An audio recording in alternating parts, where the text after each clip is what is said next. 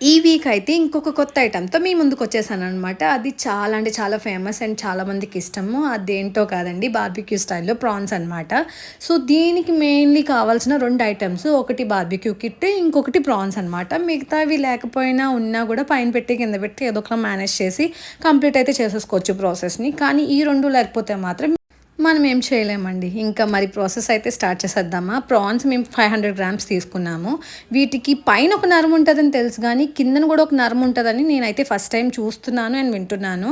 And మా friend అయితే నాకు చెప్పింది ఆ విషయము. తను ఒకసారి తీసి చూపిస్తాను నీకు, పైంది కిందది అని ఎప్పుడు చూడలేదంటున్నావు గదా అని చెప్పేసి తీస్తున్నప్పుడు చూశాను. అండ్ చాలా అంటే చాలా టైం పట్టిందండి. ఇంక తర్వాత నేను గూడా జాయిన్ అయ్యాననమాట తనతో పాటు. 500 గ్రామ్స్ రొయ్యలకి ఇంత టైం పడితే ఇంకా 1 కేజీ 2 కేజీ ప్రాన్స్‌ని ఎంతసేపు పడుతదో మీరైతే ఖచ్చితంగా కమెంట్స్‌లో అయితే నాకు ఆన్సర్ చేయండి. మాకే ఈ టైం పడుతదా? లేకపోతే ఎవరికైనా ఇంతే లాంగ్ టైం తీసుకుంటారా? అన్నది కూడా చెప్పేసేయండి. అండ్ తనైతే క్లియర్‌గా చూపిస్తుంది కదా! మీకు ఒకవేళ తెలియకపోతే ఇవైతే తీసుకోవాలంట. లేకపోతే మట్టి లాంటిది ఉంటదంట దాంట్లోని. అది దాని ఫుడ్ వేస్ట్ అంట. సో, అది మనం తినేస్తే బాగోదు కదా! అదైతే క్లీన్ చేసేసుకున్నాము.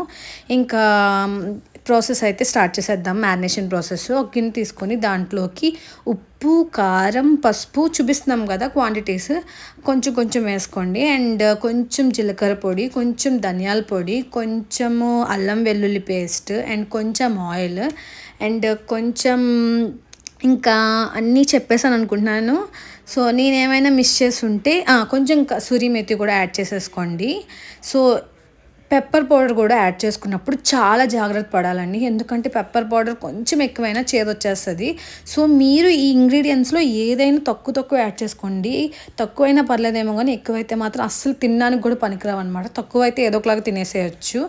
ఇంకా ఏసుకున్న ఇంగ్రీడియెంట్స్ అన్నీ బాగా కలిపేసుకోండి. నేను ఇందాకలా అల్లం వెల్లుల్లి పేస్ట్ చెప్పాను గానీ మీకు ఆ క్లిప్ కనిపించలేదు కదా! సో, అది నేను తర్వాత యాడ్ చేశాను. సో, ఇవన్నీ కలిపేసుకొని ఒక డబ్బాలో పెట్టేసుకొని మినిమమ్ 4-5 అవర్స్ అయితే వీటిని మ్యారినేట్ చేసుకోండి. మేమైతే మధ్యాహ్నం మ్యారినేట్ చేసి పెట్టేసుకున్నాం ఈవినింగ్ కోసం అని చెప్పేసి. ఇంకా ఈవినింగ్ 7కి మధ్యాహ్నం 1కి అలాగా ఫ్రిడ్జ్‌లో పెట్టేసి ఈవినింగ్ 7కి అలాగా బయటకి తీసామనమాట. అండ్ మెయిన్ కష్టం ఇదండి. అంటే మా గ్యాంగ్‌లో 6 మెంబర్స్ ఉన్నాం కాబట్టి ఎవరికి ఎంతసేపు అక్కడ గాలేయగలిగితే అంతసేపు గాలేస్తూ కూర్చున్నామనమాట. ఒక్కళ్ళే కంటిన్యూస్‌గా ఆ వేడి ముందు ఎయ్యాలంటే చాలా అంటే చాలా కష్టం అనిపిచ్చింది. ఇంకా బయటైతే వర్షం పడుతుంది. ఆ వర్షంలోని ఇలాంటి ఒక సెటప్ పెట్టుకొని, కూర్చొని అందరం మాట్లాడుకొని తింటుంటుంటే ఎంత బావుందో తెలుసా? నో వర్డ్స్ అండి. నిజంగా చెప్తున్నాను గదా! మీరు గూడా ఒక్కసారి మీ కొలీగ్స్‌తో గానీ, లేకపోతే మీ ఎవరైనా మీకు తెలిసినోళ్ళు, ఫ్రెండ్స్ లాంటోళ్ళు ఎవరైనా ఉంటే ఖచ్చితంగా వాళ్ళతో అయితే ఇలా ట్రై చేయండి.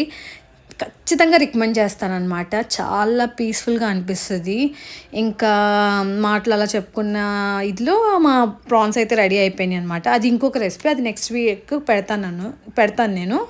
సో, ప్రాన్స్ అయితే చాలా వచ్చినియండి. అండ్ లాస్ట్ వీక్ అయితే నేను అదే బార్బిక్యూ స్టైల్ చికెన్ అయితే పెట్టున్నాను. ఆ వీడియో చూడకపోతే చూసేసేయండి. And thanks for watching. She is my chef అండి.